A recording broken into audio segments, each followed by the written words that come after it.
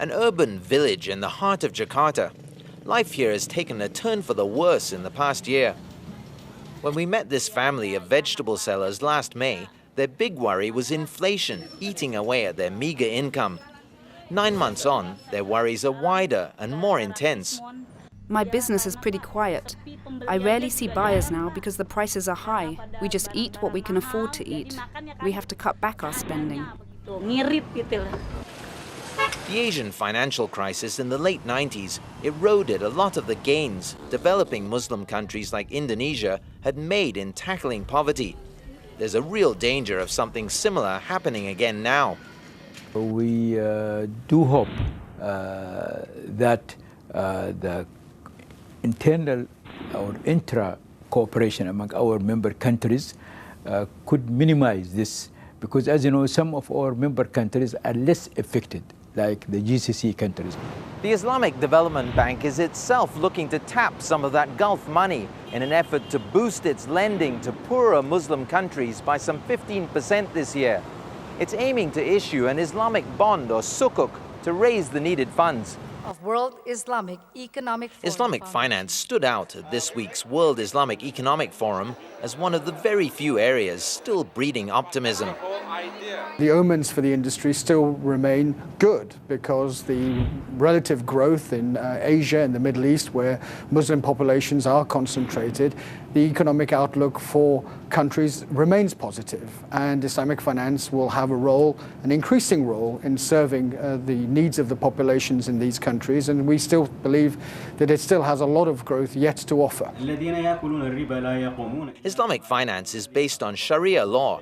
It prohibits the charging of interest or trading in goods considered haram, prohibited by Islam. Islamic banking should now be able to take leadership position in the banking world. Islamic banks have been much less affected by the financial meltdown. That's because Islamic financial institutions don't trade in debt, such as subprime mortgages. And the greater transparency of Islamic finance could prove a powerful selling point. Effectively, there is always going to be an underlying business transaction. So you're not looking at vapor or a derivative on a derivative on a derivative. There will be an underlying business reason or asset underlying it, which effectively is a very conservative way of looking at doing business. While Islamic finance is faring better, it's still far from immune from the impact of the downturn, with the scale of Islamic bonds, or sukuk, issued last year declining sharply. Still, some expect that to turn around quickly. This year, what I sense is that governments will look at sukuk as a way of creating interest and restoring confidence in economies. And you've already seen announcements from Indonesia and from Singapore of sovereign sukuk.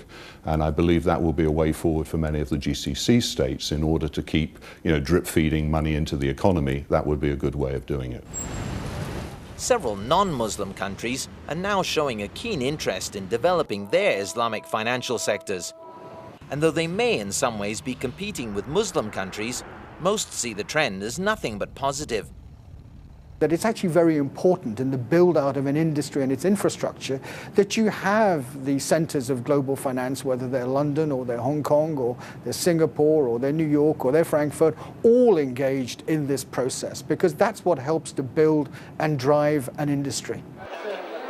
Still, despite the promising outlook and more than 10% annual growth in recent years, the Islamic financial system is still very much in its infancy.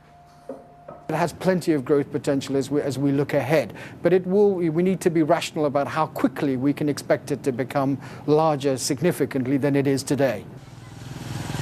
In the shadow of Jakarta's tallest high-rise, the rosy prospects for Islamic finance do nothing to ease the day-to-day worries about survival. I just hope that the economy will recover quickly and will go back to like the good days, be stable like before. A hope Muslim and non-Muslim, rich and poor, will all share.